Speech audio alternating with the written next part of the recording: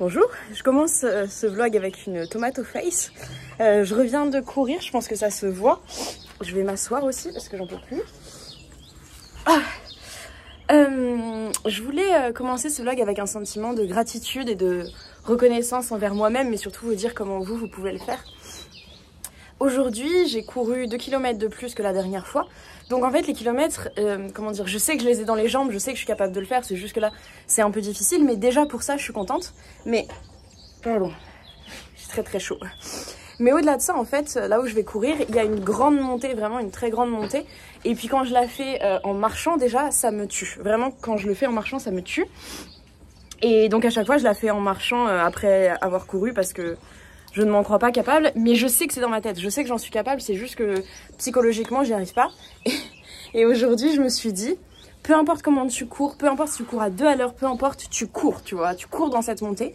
Et du coup je l'ai fait, et en fait, comme au fond de moi je le savais, hein, c'était pas si dur que ça, c'est juste que c'est dur, mais c'est pas si dur que ça. Et c'est juste que en ce moment, comme je sens que physiquement je suis beaucoup moins bien qu'avant, parce que je fous plus grand chose, donc forcément ça se sent, et ce genre de truc ça me décourageait et je le faisais plus.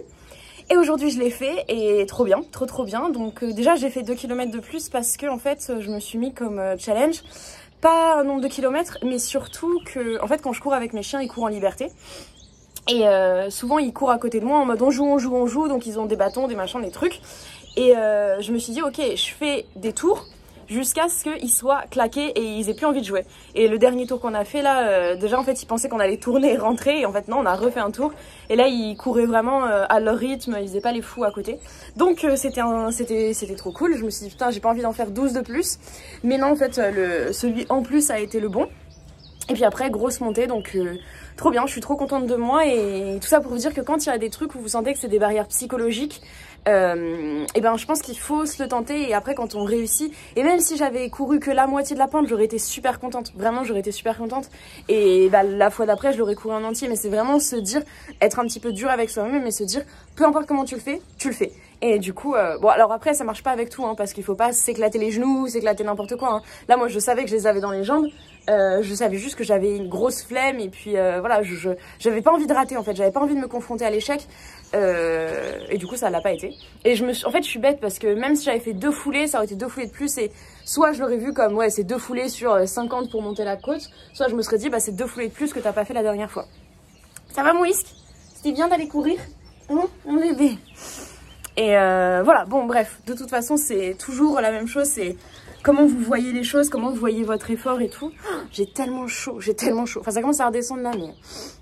Bref, du coup je suis contente de moi, et j'espère que vous aurez envie de vous donner des petits challenges pour vous aussi, être content de vous. Je vous l'ai pas dit la dernière fois, mais si je fais des smoothies après, c'est parce que, enfin vraiment quand je vais courir, je suis morte. Et après j'ai la flemme de manger, enfin j'ai la flemme de tout. Mais après j'ai un espèce de maxi coup de barre terrible. Donc les smoothies, j'adore ça. Et en plus ça passe crème. Et il y a plein de nutriments, on peut rajouter de la poudre. Moi je rajoute de la poudre de maca, mais vous rajoutez ce que vous voulez pour vous donner un petit peu d'énergie, et voilà.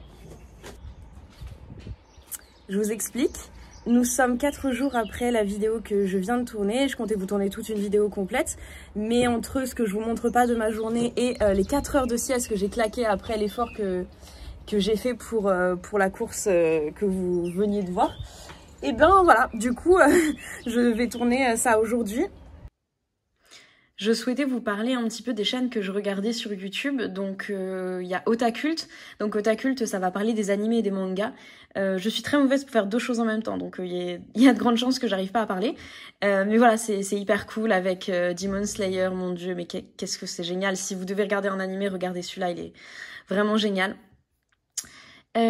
Ensuite on a Summer Rain, donc là c'est une nana qui parle de jardinage. Elle a fait des vidéos où en fait elle parle d'une plante chaque jour. Des fois elle va chez des gens et elle montre leur collection privée ou tout ça, mais sinon elle parle d'une plante chaque jour et c'est super chouette.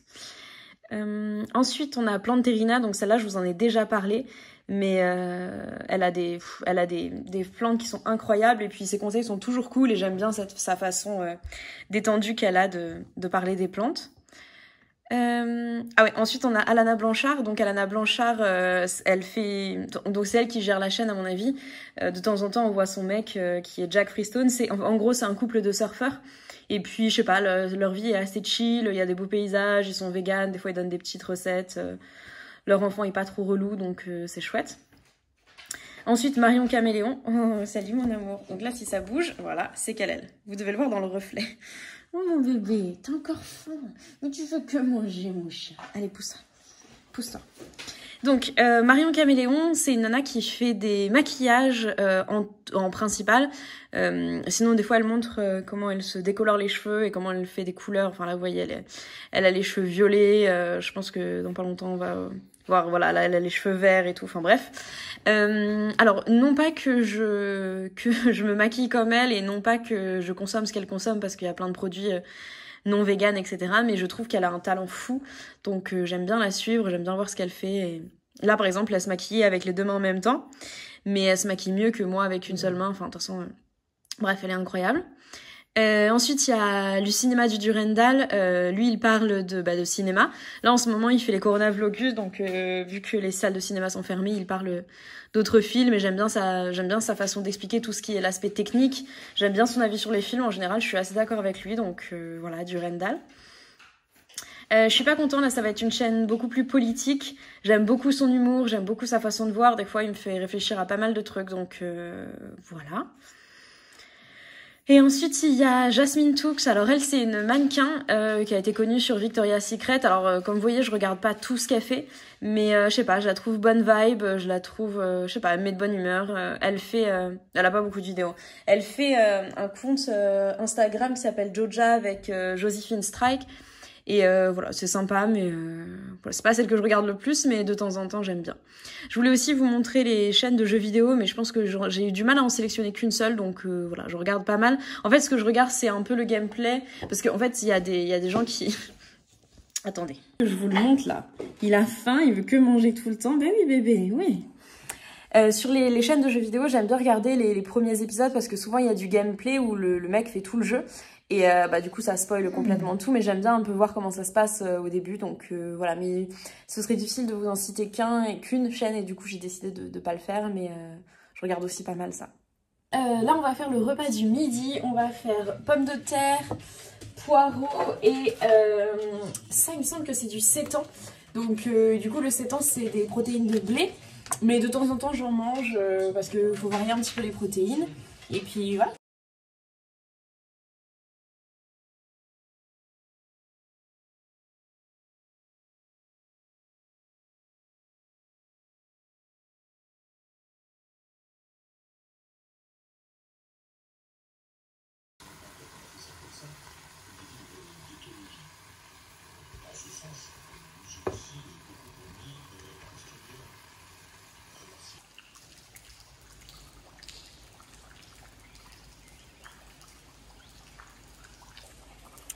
Balader c'est chiant, ça veut aussi dire être trempé jusqu'aux os. Je sais pas si vous remarquez, ça c'est la couleur normale et là c'est à quel point je suis trempée.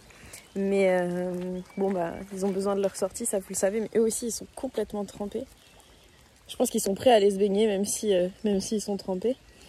Mais ouais, quand vous adoptez un chien, pensez que ça va pas être que des jeux au soleil trop bien et tout. Des fois vous allez être vraiment trempés jusqu'aux os et il faudra bien les sortir quand même.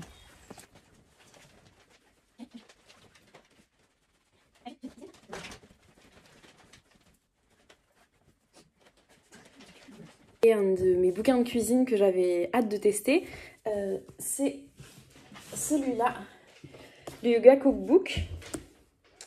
En fait, c'est un livre de cuisine qui parle d'Ayurveda et de yoga.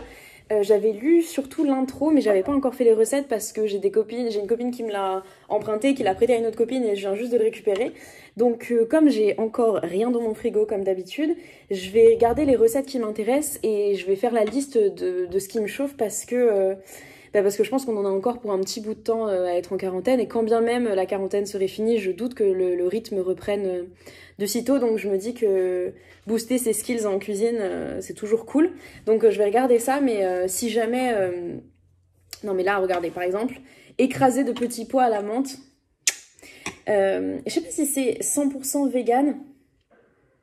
Non, tout n'est pas 100% vegan. Mais après, de toute façon, en Ayurveda, c'est pas forcément vegan. Après, tout s'adapte, hein, de toute façon. Mais ouais, je trouve que déjà, la philosophie qu'il y a derrière le livre, parce qu'en fait, il y a toute une partie sur le yoga, sur l'Ayurveda et tout, et je le trouve hyper intéressant pour ce que j'ai lu. Après, je vais voir ce que donnent les recettes, et voilà. Et donc, je pense que, vu qu'on a encore pas mal de temps en quarantaine, autant apprendre des choses et devenir bon sur certaines recettes qu'on pourra refaire vite fait après, quand la vie reprendra. Dans un vlog, je vous ai dit que j'allais donner une de mes plantes, donc c'est la Calathea, dont je vous ai parlé déjà plusieurs fois. C'est une plante que j'aime beaucoup, toujours, mais en fait, il y a quelqu'un de proche à qui je pense, en fait, ça lui fera extrêmement plaisir et la plante lui apportera beaucoup de bonheur et elle la trouve très belle, elle a vraiment eu un coup de cœur dessus. Et du coup, j'ai décidé de lui offrir et je trouve que c'est important la circulation des belles énergies comme ça, la circulation des plantes qu'on a aimées et qui seront aimées par d'autres. Et voilà, toujours dans... Isco, t'es gros mon chien. Toujours dans ce côté de prendre soin, en fait, de prendre soin des gens, des animaux, des plantes. Et je sais qu'elle en prendra soin. Et même si c'est une de mes plantes préférées, j'étais ravie de lui donner. Il y en a aussi d'autres qui sont partis. J'ai une Dieffenbachia qui est partie. J'ai mes pothos que j'avais rempotés qui sont partis. Et en fait, même si j'y suis très attachée, je trouve que c'est ok parce que je sais pas, déjà je trouve que ce sont des très beaux cadeaux. Et je trouve ça chouette de faire circuler ça. Donc voilà. J'ai une Calathea en moins, mais j'en ai quelques-unes en plus depuis. Je veux dire, entre-temps. Je vous referai un tour de toutes les plantes que j'ai, mais là j'attends de finir le balcon, ce qui ne saurait tarder. Bref, je voulais vous parler aujourd'hui du zéro déchet. Parce que sur une des vidéos où j'ai parlé du minimalisme, je crois, c'est là où c'est le plus revenu, on m'a demandé comment je faisais avec ça. En fait, ça n'a pas trop changé depuis que je vous en avais parlé. J'essaie juste de faire au mieux. C'est-à-dire que là, en gros, ce que j'aimerais bien faire, là, ça va être du compost. C'est le truc que j'aimerais vraiment bien faire dans pas trop longtemps. Enfin, vraiment gérer tout ça, tout ce qui est les ordures des légumes, etc. Parce que comme je suis végane, j'en ai quand même pas mal. Et puis quand bien même je ne serais pas végane, enfin quand bien même vous ne seriez pas végane, j'espère que vous consommez plein de légumes et plein de fruits. Bref, et je me dis que c'est trop con parce que ça peut profiter à mes plantes. Et c'est dommage de pas s'en servir. Donc voilà, là ce que je suis en train de faire, c'est en train de réfléchir à la meilleure façon de me faire un petit compost. Voilà, puis sinon, en fait, alors tout ce qui est hygiène du corps, etc., je pense que je suis vraiment, vraiment pas mal. Pour mes cheveux, j'utilise des poudres ayurvédiques en priorité. Il y a juste où quand je leur fais des bains d'huile, du coup, je prends un shampoing classique, mais je dois avoir une bouteille dont je me sers très peu. Sinon, c'est poudre ayurvédique pour me faire... Peut-être je vous montrerai un jour si ça vous intéresse. Mais j'utilise des poudres ayurvédiques pour mes cheveux. Pour le corps, c'est des savons. Après, non, voilà, le make-up, évidemment, c'est pas zéro déchet, mais on fait au mieux avec des recharges. Il y a RMS Beauty qui fait des recharges et l'étui est super beau. Voilà, donc le maquillage, je vous en ai parlé. Les cotons maintenant, je pense que voilà, tout le monde le fait. Quoi d'autre? Voilà, dans la salle de bain, c'est à peu près tout. Au niveau des fringues, c'est ce que je vous disais au niveau du minimalisme. Du coup, je me tiens à ça. Là, je me dis que je vais peut-être me faire un tri en regardant vraiment les matières et en gardant que les trucs qui sont vraiment des jolies matières. Parce que là, j'avais un gilet dont je me suis séparée. En fait, c'était un vieux gilet H&M et en fait, on voyait à travers. C'était un gilet noir et quand je mettais un truc, par exemple, je sais pas, bleu en dessous, on voyait par exemple, j'avais ce t-shirt là et en fait, D'ailleurs, c'est un t-shirt Sea Shepherd, si vous avez envie de faire une belle action. Et en fait, on voyait en dessous, donc voilà, je me suis dit, ok, je vais m'en séparer. Et je pense que je vais faire ça avec que les matières dans lesquelles je me sens bien et qui sont pas usées, etc. Bref, quoi d'autre? Dans la cuisine, de toute façon, je fais pas mal de vrac, évidemment.